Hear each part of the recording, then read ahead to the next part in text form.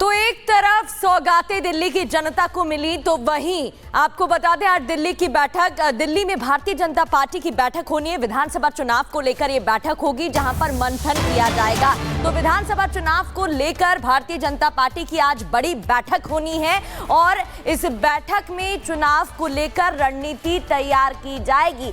एक तरफ जहां प्रधानमंत्री नरेंद्र मोदी ने कल 1675 फ्लैट्स की चाबी दिल्ली की जनता को सौंपी, कई सौगात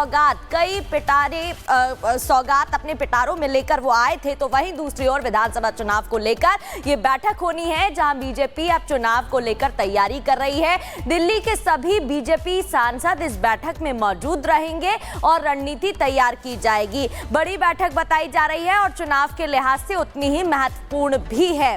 तो अब कल प्रधानमंत्री नरेंद्र मोदी ने दिल्ली चुनाव का शंखनाद कर दिया था और विधानसभा चुनाव को लेकर यह बड़ी बैठक भी होनी है।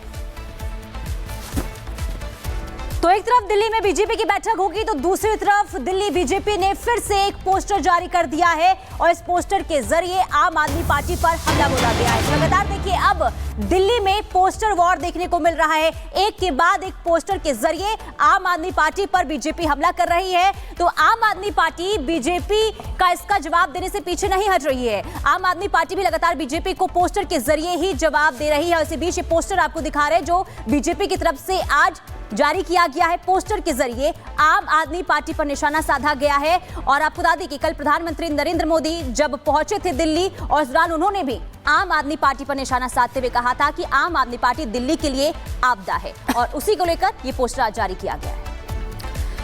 तो राजधानी दिल्ली में चुनावों की तारीख का जल्द ही ऐलान हो जाएगा और ऐसे में चुनावों के बीच देखा जा रहा है कि पोस्टर वॉर भी जमकर हो रहा है।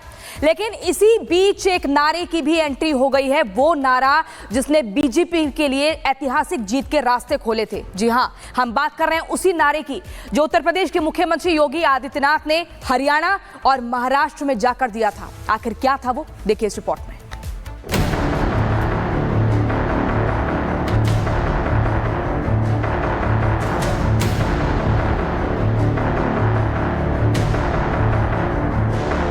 दिल्ली में सियासी लड़ाई रोहिंग्या से शुरू हुई थी। घुसपैठ के मुद्दे पर दोनों ओर से जमकर बयानबाजी हुई, लेकिन अब बीजेपी ने आम आदमी पार्टी को घेरने के लिए एक और नारा दे दिया है।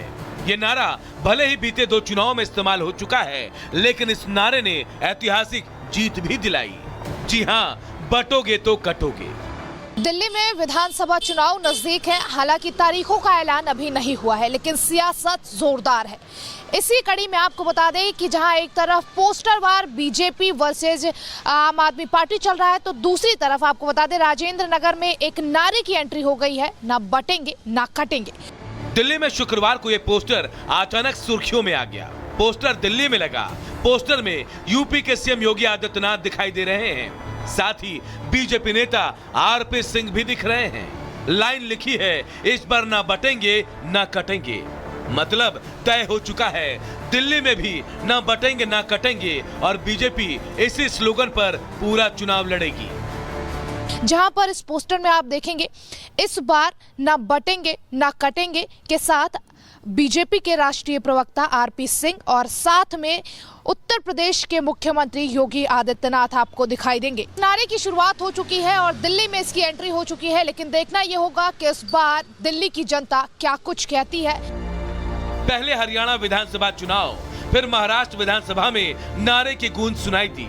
नारा हिट हुआ और नतीजा ये हुआ कि एनडीए ने न सिर्फ जीत हासिल की बल्कि बम्पर जीत के साथ सरकार भी बनाई। अब वैसी ही जमीन दिल्ली में भी तैयार होने लगी है। चुनाव की तारीखों का ऐलान तो नहीं हुआ है, लेकिन बीजेपी ने साफ कर दिया है, दिल्ली में भी वही लाइन आगे बढ़ाएगी, न बटेंगे न कटेंगे।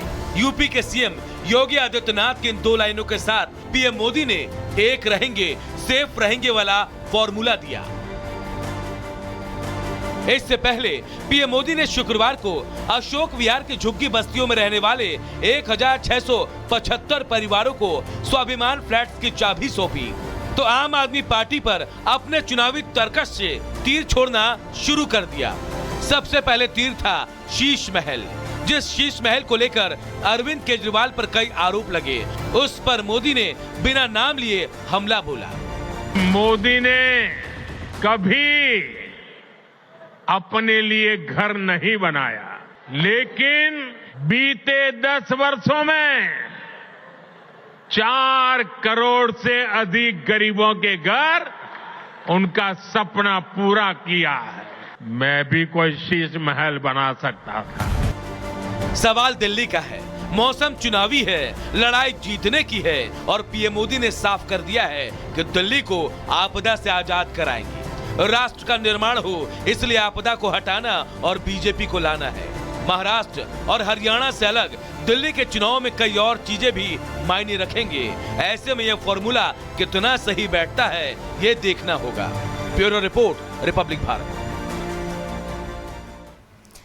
और अब बात ऑपरेशन घुसपैठिए की करेंगे। दिल्ली में लगातार घुसपैठियों के खिलाफ अभियान चलाया जा रहा है और इसी कड़ी में 5 और घुसपैठिए पकड़े जा चुके हैं। उत्तम नगर से पुलिस ने इन घुसपैठियों को पकड़ा है और डिपोट तैयारी भी की जा रही है। आपको बता दें 5 और बांग्लादेशी घुसपैठिए पकड़े गए हैं। लगातार दिल्ली में अलग अलग इलाकों में घुसपैठियों के खिलाफ अभियान चलाया जा रहा है। पुलिस ने इनका मोबाइल फोन और कागजात जब चेक किए तो ये साबित हो गया कि ये 5 बांग्लादेशी हैं और अवैध रूप से दिल्ली में रह रहे थे। पुलिस ने इनको FRRO में पेश किया और इनको हिरासत में लिया गया।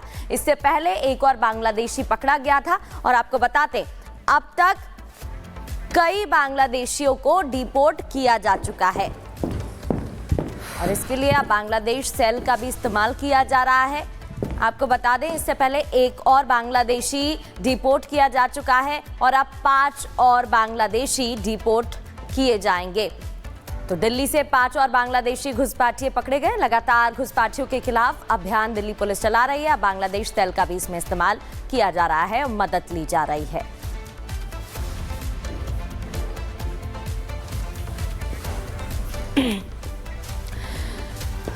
और चलिए अब आपको अगली खबर बिहार के पटना से बताते हैं, जहां पर बीपीएससी के अभ्यर्थी लगातार प्रदर्शन कर रहे हैं, आंदोलन कर रहे हैं, लेकिन ये आंदोलन प्रदर्शन अब सियासी भेंट चढ़ चुका है।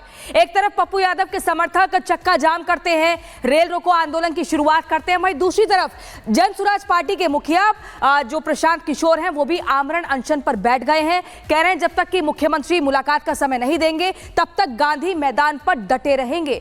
आखिर ये जो बीपीएससी अभ्यर्थियों का प्रदर्शन है वो सियासी रंग क्यों चढ़ता जा रहा है, क्या ऐसे इनकी मांगे पूरी होंगी? इस रिपोर्ट के जरिए देखिए। हम लेके रहेंगे, अरे जोर से बोलो, अरे जोर से बोलो।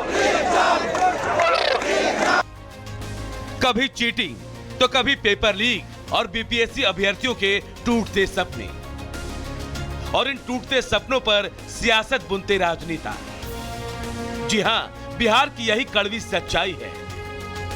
दावे और वादे तो तमाम होते हैं, लेकिन इस कड़वे घूंट को पीने की हिम्मत कोई नहीं जुटा पाता। बिहार में बीपीएससी का इम्तिहान देना और पास करना मानो जैसे भगवान को पा लेना है। सरकार गूंगी बहरी बनी बैठी है, छात्रों पर जुल्म ढाए जा रहे हैं और विपक्ष अपना वोट बैंक बढ़ाने की कवायद में जुटा है। ऐसे में सबसे बड़ा सवाल यही है कि बीपीएससी विवाद का हल कब निकलेगा। यह इसलिए क्योंकि छात्रों के आंदोलन की आड़ में जमकर सियासत हो रही है। छात्रों के समर्थन का दावा करने वालों में अब इस बात की होड़ मची है कि इस मुद्दे का कैसे पॉलिटिकल माइलेज लिया जाए। जनसुराज के नेता प्रशांत किशोर, आरजेडी के तेजस्वी यादव और फिर पूर्णिया के सांसद पप्पू यादव, सबने छात्रों के कंधे पर बंदूक रखकर नीतीश सरकार पर निशाना साधना शुरू कर दिया है। वहीं पप्पू यादव ने बिहार में चक्का जाम कर नीतीश सरकार को संदेश दिया, तो प्रशांत किशोर अब छात्रों की मांग को लेकर आमरण अनशन पर बैठे हैं। प्रशांत किशोर ने अपना अनशन खत्म करने से मना कर दिया है। पीके अब इस मांग पर अड़े हैं कि जब तक सीएम नीतीश छात्रों से नहीं मिलते, छात्रों की मांगों पर विचार नहीं करते, तब तक अनशन खत्म नहीं होगा।